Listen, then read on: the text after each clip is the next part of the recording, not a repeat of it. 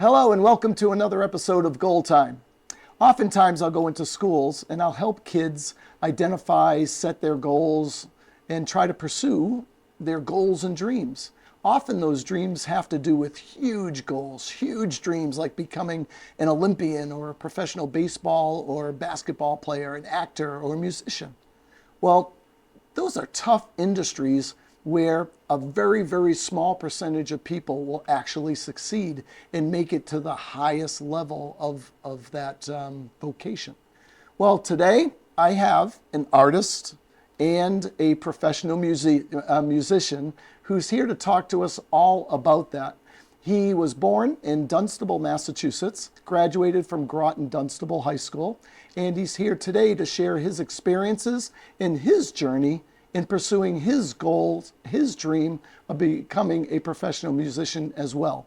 His name is Alec Sullivan, and he's going to kick off our show today with his very own song, Keeping Things Alive. I've been keeping things alive since I was 93. And you've been drowning in the absence of what will never be. 'Cause you don't know what happens when you go, but you know I'll be me. 'Cause I've been keeping things alive since I was 9 day 3, 9 day 3.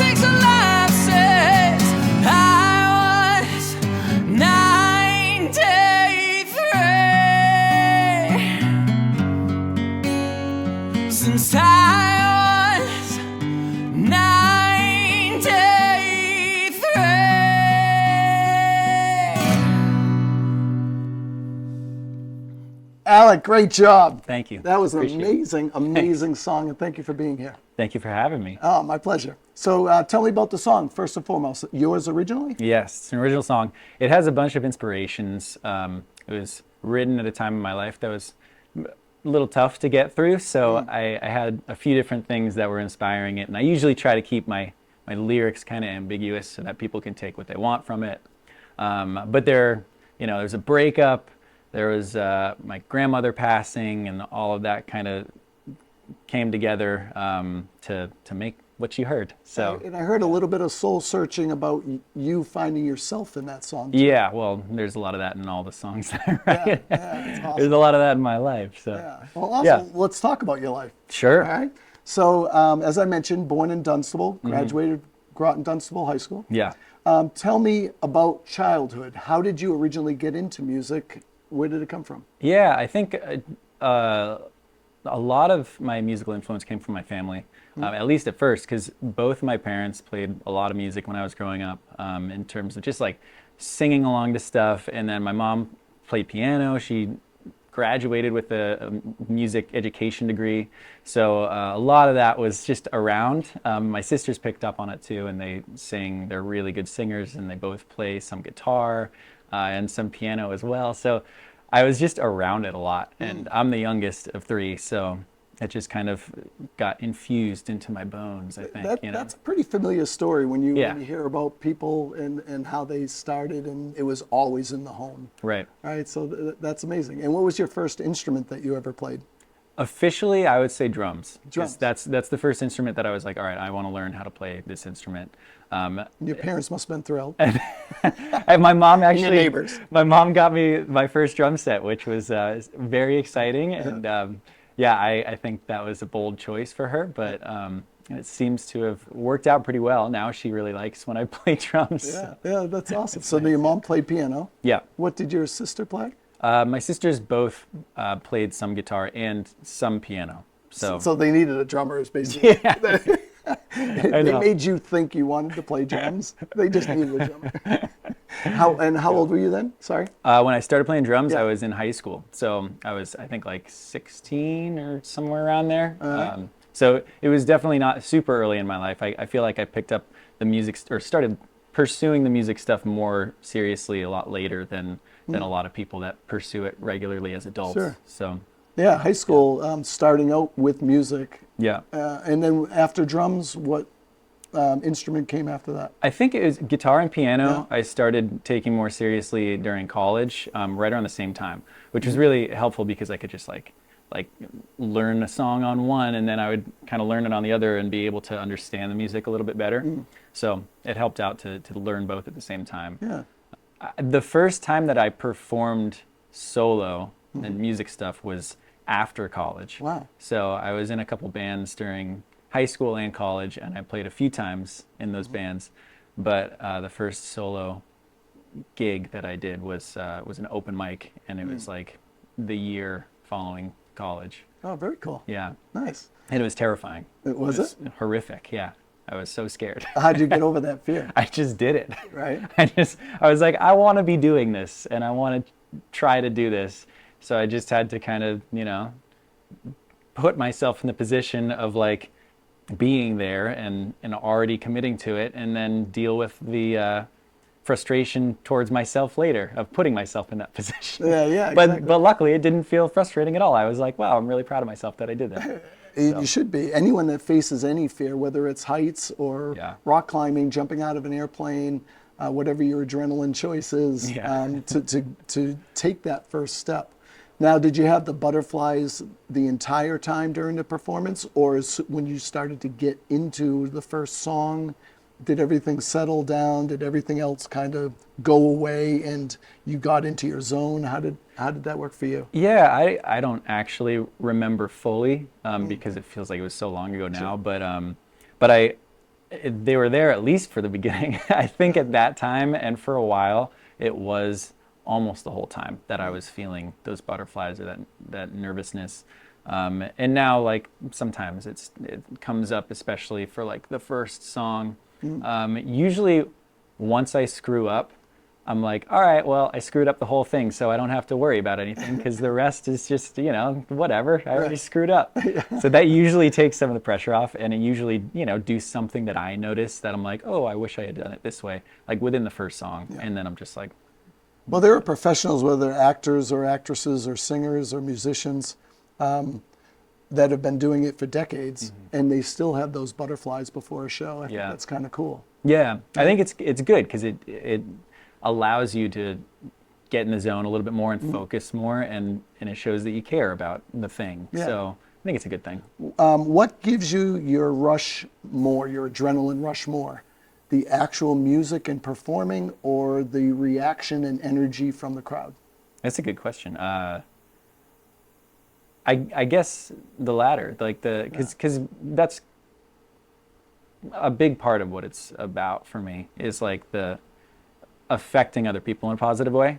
And when I can see that and feel that, it feels really exciting. Yeah. And it's like that, there's like the magic in like live moments, and live music is like that, where you can really sometimes see that people are enjoying it and feeling something from it, and it you can feed off of that really well. It's awesome. Yeah, I think that's how the universe works, because we're all based on frequencies. Yeah. And we feed off of each other's energy. When was the first time that you started to think that maybe this wasn't just a way to have fun on the weekends or with buddies, that I might want to pursue this as an actual career? Yeah, I think, it was around that first time I performed on my own. Yeah. What's your mindset in regards to being all in, 100% belief? There's no way I'm going to fail, and I am going to absolutely achieve whatever goal it is that I have in this endeavor.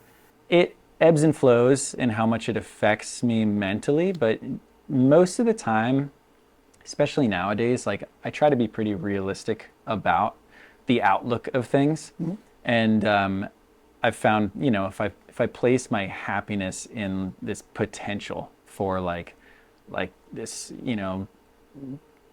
high level of success as the way people see it in terms of in this industry, and if I just like place my happiness in that, it's not going to be good, because it's such a risky thing to be doing in terms of like making it in certain ways. So I'm just trying to keep my happiness within like, how do I see my success? What am I happy with what I've done, and how can I interact with the people around me in a way that like this is what matters. This is where life's at. The music stuff is awesome and I love it. And I'm going to be doing it no matter what, in terms of like writing and writing, performing and all that. And I have to just do it for me, even though like, the big goal would be to affect people in a positive way on a large scale with my music and what I write and what I play. It has to be for me, like for me to I love that. Feel happy with it, Yeah, and I had two other guests on GoalTime, Pam and Barbara, who both sort of said the same thing in regards to the future is going to take care of itself. You can't force the future. Yeah, that's a good way to think about it. You can't change the past. All you have is this moment and today. And when I see you perform, you are in that moment and you are loving life, and you are in your zone, and so you do have to love the journey and the moments that you get along the way, not say I will be happy when I get here. Yeah. Yeah, you will, but you better be happy along the way as well, the journey. Yeah. Do you agree with that? Yeah, I mean, well, I think that is the most important thing, because a lot of people I've heard a lot of times, people get there and they're not happy. Yeah, that's true. Right? And it's like, okay, well then why would we even be trying to get there so directly, Right. I think there's I'll be happy when, I'll be happy if, no, you got to be happy in this moment. And I'm guilty of that too, of course, but like I think that we're human. There's so much. It's so easy to be distracted in general, for me at least, super easy to be distracted and not be present. So anytime that I can like be aware that I'm feeling more present, or get to the point where I'm feeling more present, I'm like, this is great. This is so awesome, Yeah. you know, because Yeah. it's hard. It's hard to really feel that a lot of the times. So when you do have the negative moments, we do all have them, all of us have them. When you do have those moments, are there certain things that you do? Any coping mechanisms, any tactics that you use to get yourself out of that cloud and back into a positive mindset? I think, yes, I think generally just talking to myself when I'm not in those moments, and then remembering having talked to myself about it, hearing my own voice being like, that's not, you know, this isn't how it is. This isn't, whatever is going on in my mind in those harder times is usually not real. It's not, the words that are being said in my mind are not the actual reality of the situation, Right. you know? And I mean, a lot of it is like, you're not good enough, or you're not this enough, or whatever. And it's not true. So, you know, it's just, Right. it's all a mindset type of thing, which it's so cliche to say that. But it's not. But it's, but it is. I mean, it's like a mental thing. It sounds cliche, but everyone faces it as Right. part of the human experience. Everyone has self-doubt. Everyone is not always confident, or so I completely get that. Matter of fact, there was I won't use her name, but she's a country music star, and she was someone that got rejected from American Idol. And then she was found playing in a club in Nashville. She got a record deal, and all of her goals and dreams were realized. And now she's on top of the world. She had a couple #1 hits. She was touring with people like Tim McGraw, Kenny Chesney. Yeah. And then all of a sudden I saw her on an interview, and she was facing her own depression because now she doesn't know what the next album's going to do. And she doesn't know if she's good enough now. And she doesn't know if she has enough followers. And she pays attention to what people are saying online and the pressures of staying on top. So here's someone that always said, I want to be famous and I want to make a career out of music, and she did it. Yeah. And then now she's got all these new pressures on her. And how do you stay in that?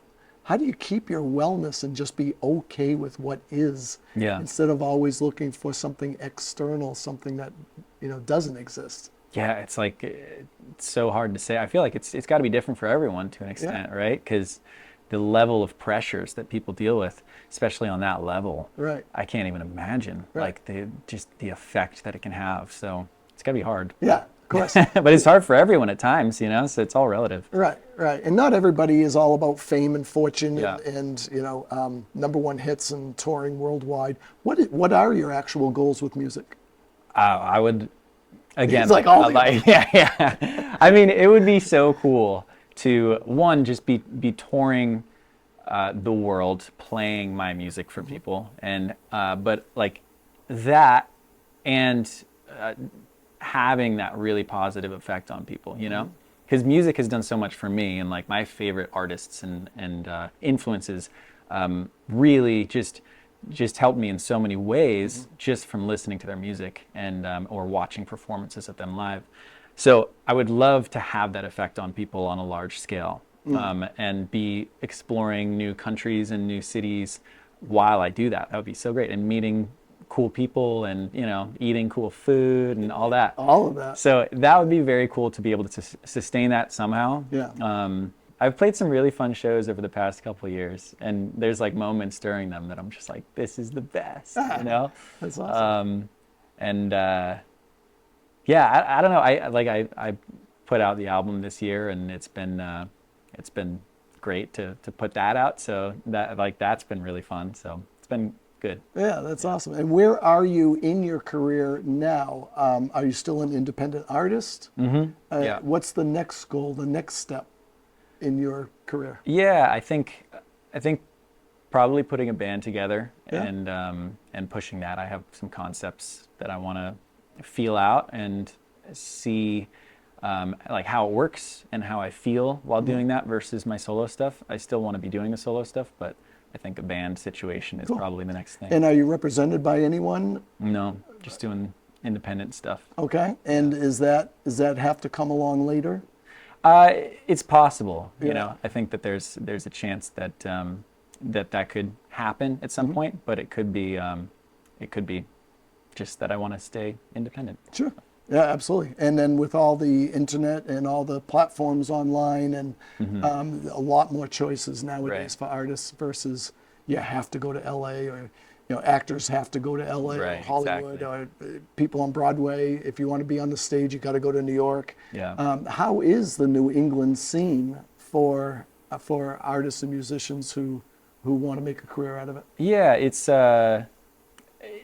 interesting because there's a lot of different people that come through here that aren't, pursuing this type of thing. So it's up and down, I would say. It's obviously not known as one of the scenes, but with the internet and everything, it's easy enough to not have to worry about that too much, because there's a lot of opportunities that are almost exclusively online. So that's a big part of it, for better or worse. But a lot of good people in the scene over here, though. Yeah, That's for sure. Awesome. And there has been some amazing success, even right in Groton. Yeah. that's Jay true. Giles. Yeah. Jay Giles was a Groton resident. Yeah, that's so cool. And then we had Aerosmith, right?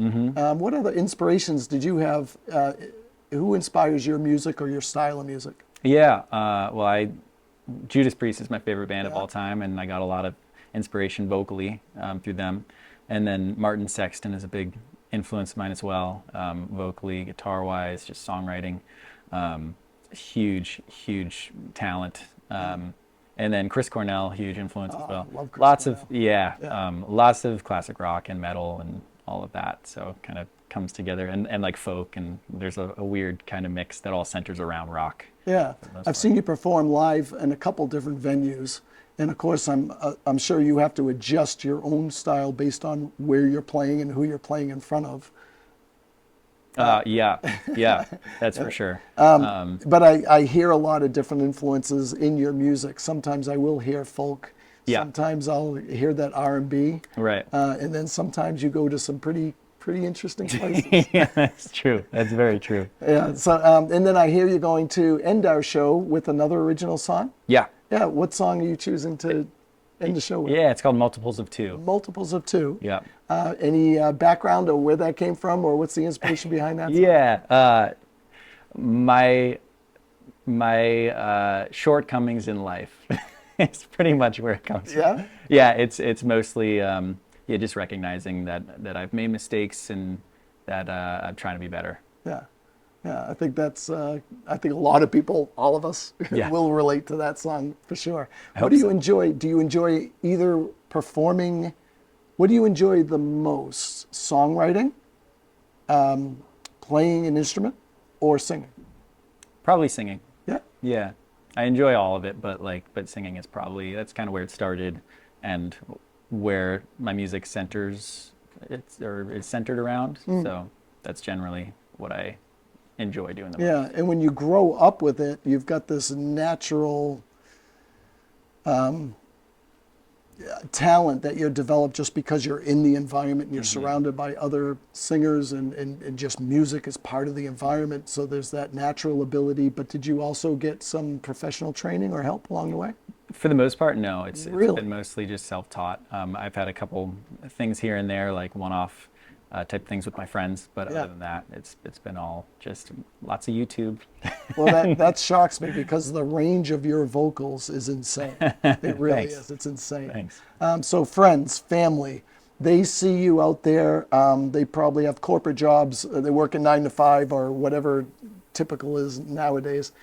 They see you out there performing, having a career in music.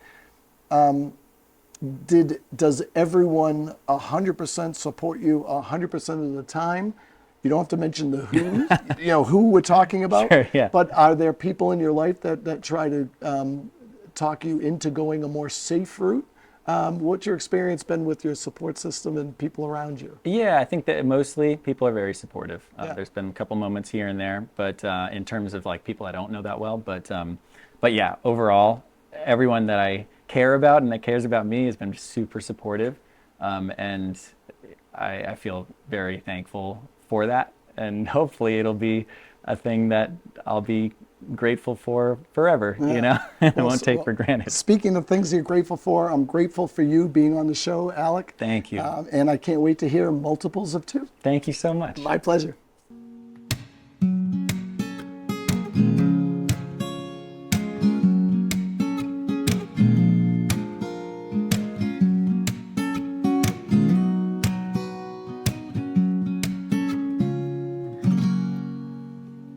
You deserve everything I never gave to you. A hand to hold and to be told your love your whole life through. A place to cry, some space to try. All of this and more. To whom do I owe the fortitude? I'd always find ways to hide my insecurities. I'd bury them in anger, then throw the shovel at your knees. Fear and shame, my middle name, a guy that I abhor. I wish I'd given more to you.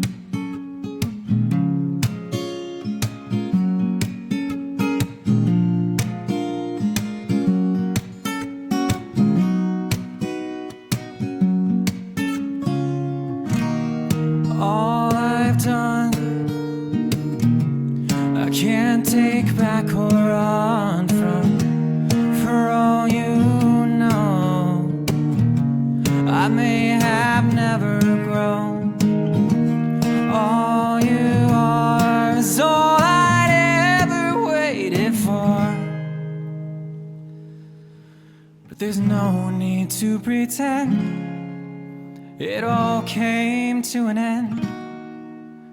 The things I put you through, I wish I could redo. I won't dwell for too long, but I'm sorry I was wrong. Consider this as mine sincere and last goodbye. Everything I never gave to you in multiples of 2, it's true.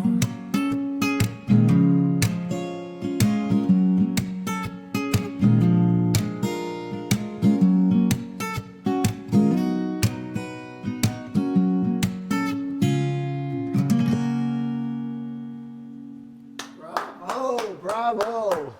Alec, thank you for being my guest. Really honored that you're here. Oh, my pleasure.